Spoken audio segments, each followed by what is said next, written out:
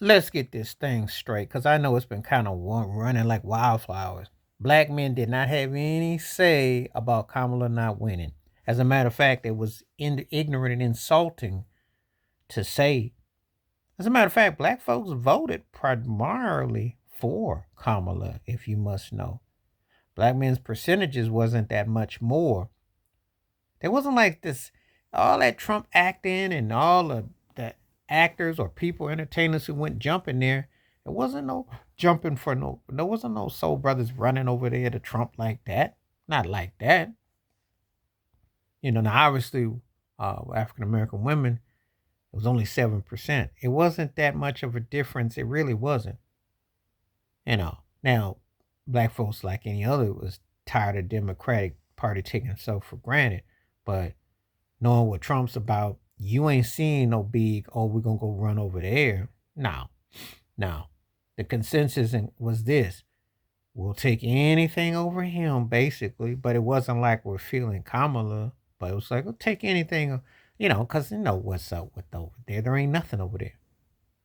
Now, the Latino vote was bigger for Trump. And of course, white women, which is to be expected, because I said in my videos before, privilege over principles. And white men, of course, privilege over principles.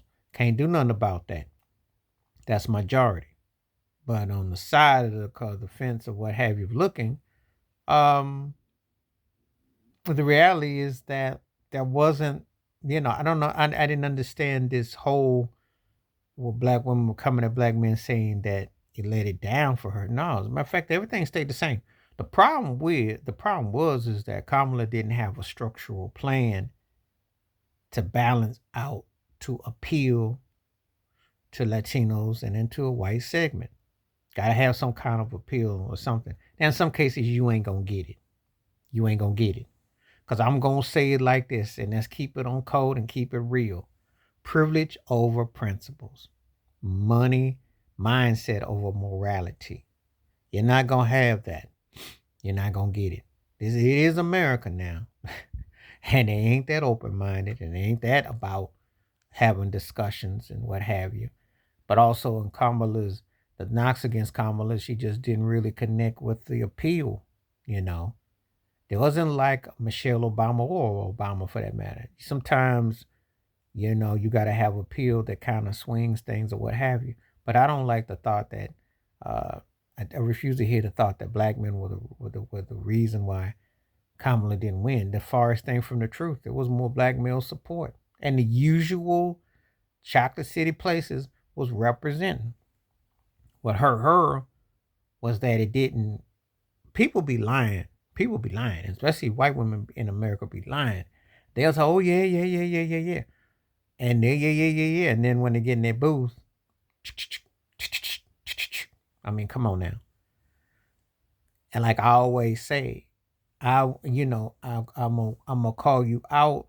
Like I want to see the code. I want to see the code. You know what I'm saying? Signify. That's what we call it. Signify. See, because you can sit there and say one thing, and then when you get in that booth, or you know, you be doing another. And I already know that. I already know that. People lie all the time about it. They don't want no changes. They don't want no changes. They like what they got. It's comfortable because it's called privilege. It's from plantation mindset. How big is house? Ain't nobody gonna rock that boat because they don't share nothing, and it shows. But at the same time, don't blame black men for something that it was still the same old same. It's just the Latino vote went more towards it, and that's to be expected. That's to be expected, you know. Because the bottom line is this: the reality is this: there are no friends in politics, and no one is looking for black folks to get reparations, and no one is like clamoring for equality until something happens, and then that's when everybody come running at you. Everybody come running for you to, you know. And see, I'll say this, I can't stand Trump. Everybody know how I feel about him, but he's smart enough to know that, hey, if I keep playing the old game and stir the pot like this, people don't want no changes because they don't. They don't.